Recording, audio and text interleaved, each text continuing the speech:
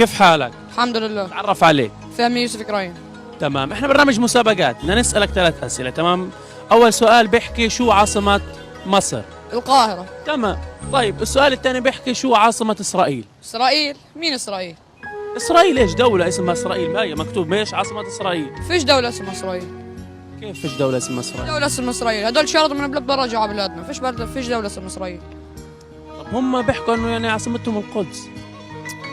غلط، هم هيك بيفكروا إنه هم لا، القدس عاصمتها فلسطين. السؤال الأول بيحكي شو عاصمة مصر؟ القاهرة. القاهرة صح. السؤال الثاني بيحكي شو عاصمة إسرائيل؟ مين إسرائيل هذه؟ ايش إسرائيل؟ بس ما لهاش عاصمة لأنها هي محتلانا، ما لهاش عاصمة. يعني إسرائيل ما لهاش عاصمة؟ لا، لأنها هي محتلانا، هي ما لهاش دولة كمان. فيش دولة. والقدس ايش رأيك؟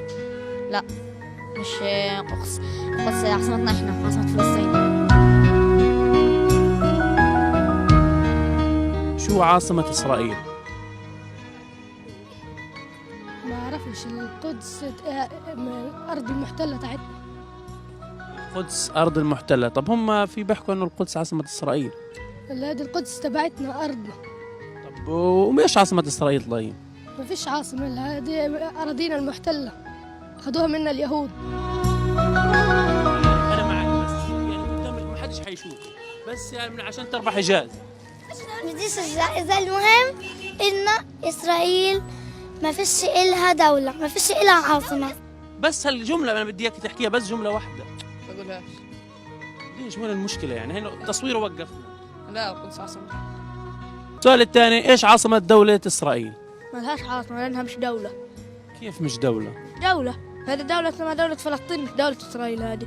طيب وإسرائيل هذه الموجودة الآن إيش؟ احتلال دعموه الدول الاجنبيه عشان هيك يقوي وعرف يحتل، بس هو مش دوله اسرائيل، هذه اسمها دوله فلسطين. طب والقدس؟ والقدس عاصمه فلسطين، عاصمة الأبدية من أيام الكنعانيين، من عاصمة فلسطين. طب هم بيحكوا إنه دولة إسرائيل وعاصمتها القدس وهيك، إيش رأيك؟ ما أصلا إسرائيل مش دولة. ما هو هي مكتوب عند السؤال إيش عاصمة إسرائيل والجواب القدس. لا، غلط. متأكد أنت؟ متأكد. طب اسمعني عشان احنا بدنا وقف التصوير يا شباب، بدنا نوقف التصوير. بدنا تقول لي إسرائيل عاصمتها القدس، قول الكلمة هذا عشان أديك جائزة.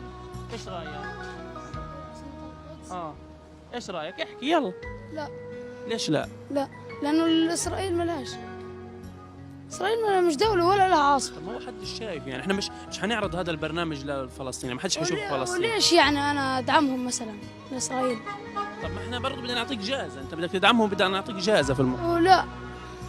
بعدين ما حدش حيشوفك ولا من الأهل ولا من الأصحاب، لأنه مش حنعرض هذا في فلسطين، حنعرض للعالم بس، يعني ما حدش حيشوفه، أنت بتربح الجائزة في المقابل. إيش؟ لا. كلمتين بس. إسرائيل عاصمتها القدس. لا، ليش أدعمهم لإسرائيل وهم ما بيستاهلوش أصلا؟ ليش أدعمهم لإسرائيل وهم ما بيستاهلوش أصلا؟